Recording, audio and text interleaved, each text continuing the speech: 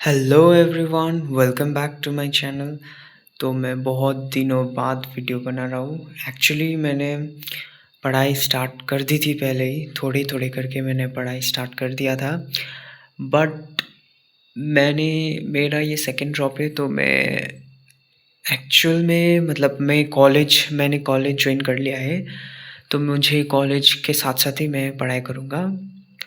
तो देखते हैं कि कैसा होता है। और इसलिए कॉलेज भी मेरा बहुत दूर हो गया अपने घर से, तो करीब 2 घंटा दूर है।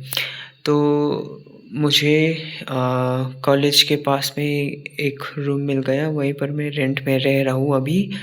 तो मुझे वो कॉलेज एडमिशन करते हुए शिफ्टिंग में बहुत सारा टाइम लगा, मतलब बहुत प्रॉब्लम था। कभी कुछ मैच नहीं हो रहा था। तो अभी थोड़ा बहुत स्टेबल हो गया हूँ, लेकिन फिर भी मैं थोड़ा-थोड़ा करके पढ़ ही रहा था।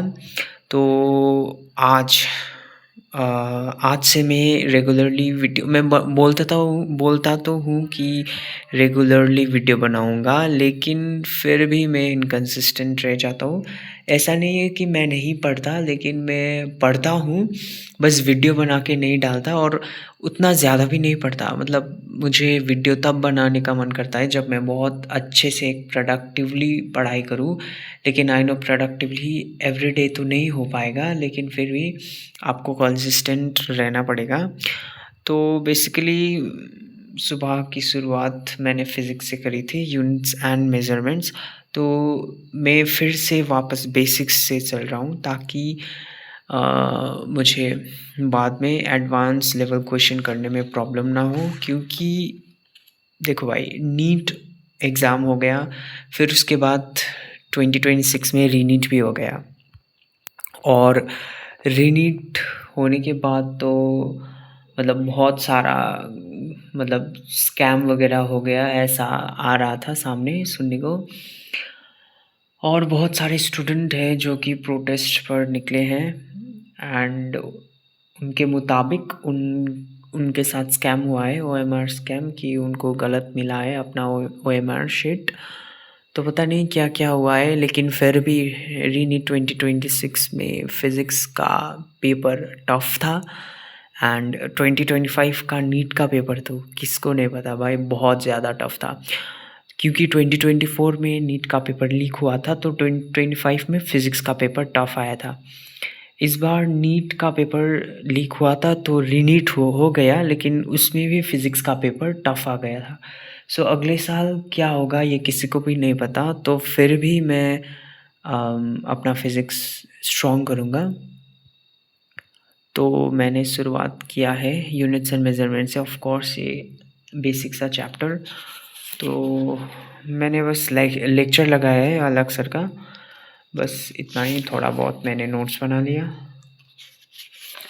और ये नोट्स को अब मैं रिवीजन करूँगा। फिर मेरे पास बायो का शायद 2-3 चैप्टर का नोट्स है, वो भी मुझे रिवीजन करना है। उसके बाद केमिस्ट्री का लेक्चर में आज तक एक भी नहीं लगा रहा, क्योंकि मेरा मेरा अभी कितना 4 दिन नहीं 3 दिन तो हो गया कि मैं कॉलेज जा रहा हूँ, 3 दिन से। तो बेसिकली जब कॉलेज जाता हूँ तो हमारे क्लासेस डिफरेंट डिफरेंट टाइमिंग्स में होते हैं एवरीडे। सो बेसिकली कभी मेरे क्लासेस स्टार्ट होते हैं सुबह के 10 बजे, और दूसरा क्लास होता है कभी 11 बजे।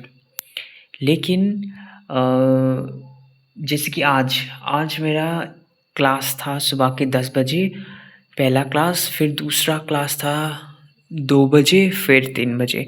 तो बेसिकली बहुत टाइमिंग चेंज होता रहता है, और कभी 2 बजे होता है, कभी 11 बजे, कभी 12 बजे, कभी 1 बजे, कभी 10 बजे। तो डिफरेंट डिफरेंट टाइमिंग में क्लासेस होता रहता है।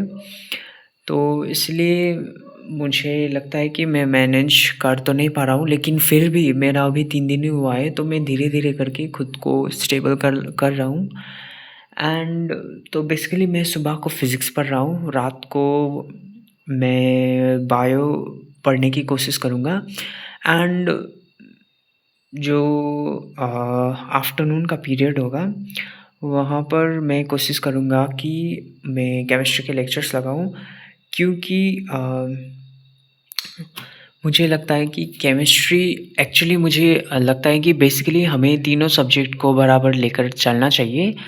तो केमिस्ट्री के लिए मुझे लगा कि आफ्टरनून में करना ही ठीक रहेगा मेरे लिए, क्योंकि देखो सुबह मेरा प्रोडक्टिव रहता है, क्योंकि मैं सुबह जल्दी उठता हूँ, I am a morning person. तो सुबह को फिज़िक्स करूँगा तो बहुत ज़्यादा प्रोडक्टिव जाएगा, जिससे कि मेरा फिज़िक्स बहुत वीक है तो वो स्ट्रॉन्ग बन जाएगा।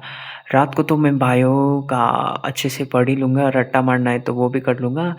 फिर बचता है केमिस्ट्री, तो केमिस्ट्री तो मुझे आफ्टरनून में ही करना पड़ेगा।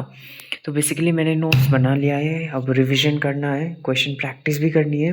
सो बहुत सारी चीज़ें जो मैंने सोच रखी है वो करने को, एंड मैं ऑफ़ कोर्स करूँगा वो सारी चीज़ें। और अब मैं अपना अपडेट डालता रहूँगा एवरी टाइम। तो आई नो बेसिकली ज़्यादा टाइम नहीं है, अभी शायद 9 महीने बाकी है।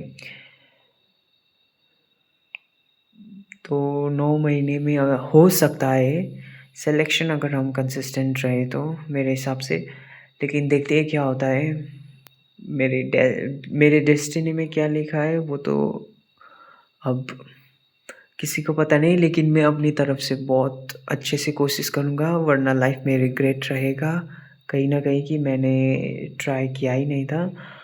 तो इसलिए अब मैं अपडेट डालता रहूँगा। Till then see you all guys. आप लोग भी पढ़ रहे हो तो ऑल द वेरी बेस्ट, अच्छे से पढ़ना, and thank you for watching the video till the end. Thank you so much. और वीडियो अच्छी लगी लगी है तो नीचे लाइक, शेयर और सब्सक्राइब कर देना। Thank you all.